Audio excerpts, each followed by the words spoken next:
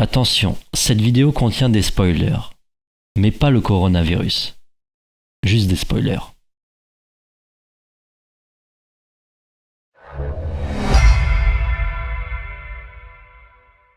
Salut tout le monde, alors comment ça va? Ça fait un petit moment que je n'ai pas sorti de vidéo. Bon, je suis pas mal occupé en ce moment, donc je me permets de revenir avec CreepyHS. Et aujourd'hui nous allons revenir en arrière, notamment dans les commentaires de la vidéo sur le trailer du film Slenderman. Et voici le commentaire qui m'intéresse. Eh bien sache, Metalaris, que je te remercie. Ce message indicatif apporte une information essentielle au monde et une signification abstraite de notre réalité qui diffère avec les croyances actuelles sur le fait que le monde tourne autour d'un esprit reptilien Illuminati. Et oh, j'ai retrouvé mes pilules.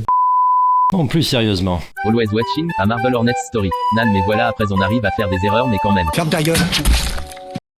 Alors pour commencer, il est vrai que j'ai mentionné Krampus et Paranormal Activity comme les deux films mettant en scène des creepypastas, bien que le film The Rake ait fait une brève apparition en 2018. Si l'envie me prend, je ferai peut-être un CreepyHS dessus. Oh, annonce d'une prochaine vidéo, abonne-toi, active la cloche. Pardon. Mais dans la vidéo, je n'ai pas dit que le Slenderman n'avait pas eu de film à lui tout seul avant de celui de 2018. Sinon, j'aurais mentionné le film Proxy, un court-métrage de MacDiva sorti en 2012, à ne pas confondre avec le Proxy, qui sert d'intermédiaire entre deux autres pour surveiller le... Oh, je divague.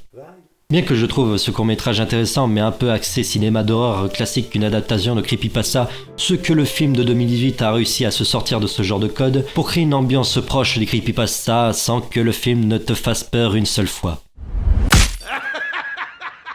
Vraiment dommage pour un film d'horreur, si bien qu'il avait trouvé la parfaite ambiance mais pas assez exploitée pour la rendre plus menaçante. Putain, ça m'énerve, ça me donne envie de casser le micro.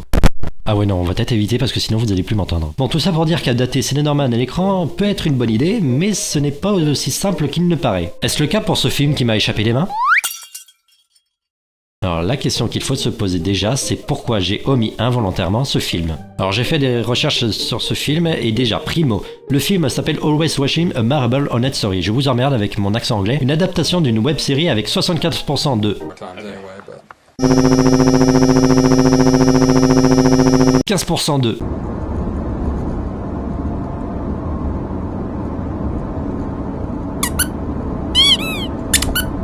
Et 5% de... Dialogue long et inutile. De Zio, il y en a pas. Mais je ne vais pas m'éterniser longtemps sur la web-série pour dire du mal. Elle m'a littéralement merdé. Always Watching a Marvel Hornets Story est un found footage américain réalisé par James Moran, qui occupe généralement la place d'assistant réalisateur. Il a fait un certain nombre de films d'horreur avec ce poste. On peut citer Sinister 2, Ouija et Ouija les origines, Insidious 3, Halloween de 2018, Action ou Vérité, ou encore Paranormal Activity 2, 3 et 4. Hérétique! Au bûcher! C'est le bûcher! Des films d'horreur qui se sont littéralement cassés la gueule, quoique j'ai apprécié Halloween. C'est à partir de 2006 qu'il se lance en tant que réalisateur avec le court-métrage Quiproquo, et en 2015, il réalise le film qui nous intéresse aujourd'hui. Always Watching est une adaptation, voire un spin-off de la web-série Marvel Hornets que vous pouvez retrouver sur YouTube, où chaque épisode est tourné en found footage et nous montre une sorte de chasse aux fantômes avec l'un des personnages les plus cultes des creepypasta, le Slenderman. D'ailleurs, ce dernier est interprété par Doug Jones qui a l'habitude de jouer des monstres humanoïdes. Ouais, super méga global overcool, ouais. Le film raconte l'histoire de Milo, un caméraman faisant partie d'une équipe de reportage avec Sarah, la reporter. Est-ce qu'elle a un tatouage de hand spinner sur l'épaule?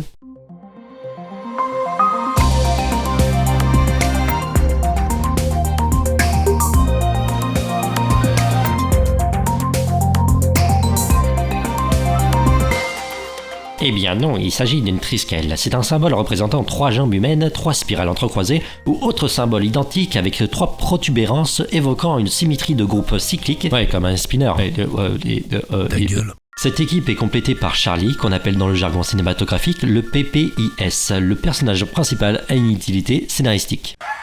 Bon, je plaisante, son utilité c'est qu'il soit également l'homme qui se tape le coup de cœur du héros pour avoir un incroyable et original trio amoureux dans ce film, se révélant être un chef-d'œuvre du 7e art. Tu as encore bu ta pipe et fumé un whisky et maintenant tu fais de l'ironie! Ensemble, ils mènent l'enquête sur la disparition d'un homme qui a laissé d'étranges enregistrements vidéo d'un homme sans visage traquant la famille de l'homme en question, et ça fait quand même beaucoup d'hommes là, et finissent par réaliser que la créature a pris l'équipe de tournage pour cible.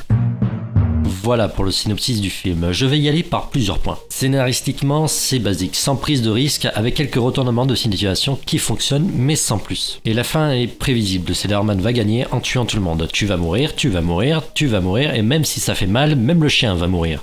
Le Slenderman est beaucoup trop fort. Ce qui met la puce à l'oreille, c'est le premier meurtre du film qui, au passage, est plutôt réussi.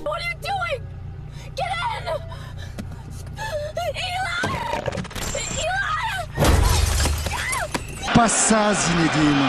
Oh non, pas ça. Posséder les gens, c'est une chose. S'en servir comme véhicule et comme une arme, c'est la même chose. Le film reste très fan footage, avec des plans amateurs qui fonctionnent et qui sont efficaces, même plus efficaces que Blair Witch. Il y a un truc que j'ai aimé alors que dans la web-série d'origine, c'était quelque chose qui m'énervait, les silences sont bien exploités. Ils sont ni chiants ni abondants, ils marquent une pause ou alimentent la sensation horrifique par une ambiance qui est pesante. En parlant d'ambiance, c'est une Blair Witch, ce que je trouve dommage. C'est la même que dans la web-série originale, mais ça sort de l'ambiance générale du Slenderman, notamment dans les couleurs qui sont normalement sombres. Ici, les couleurs sont très ternes. Malgré ses défauts, le film surprend malgré un scénario basique mais très documentaire avec quelques petites frayeurs. Bon, je dis ça mais je dis rien, il a le mérite d'être plus flippant que celui de 2018, même si cela reste minime par rapport à nos attentes. Attention, un slender.jpg. Bon, je plaisante, c'est sorti en VOD, donc faut pas s'attendre à du gros budget, mais lui là, il reste plus acceptable que ce Slenderman. Une carte Google Play de 50 €. Je pense que j'ai suffisamment parlé. Mon ressorti, je ne m'attendais pas à une grande adaptation du Slender.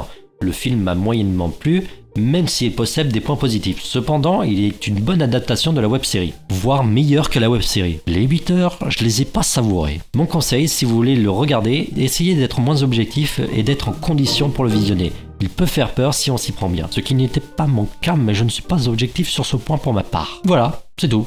Pour moi. On se voit dans 2 ans, ou 1 mois, si je vais bien. Allez, ciao. Ok, tu vas jouer à la fille horrifiée qui vient de voir une vidéo horrible avec des enfants qui meurent par une entité maléfique. Attention, c'est à toi, et action. J'ai déjà vu des huîtres être plus convaincantes que ça. Vous êtes embauché.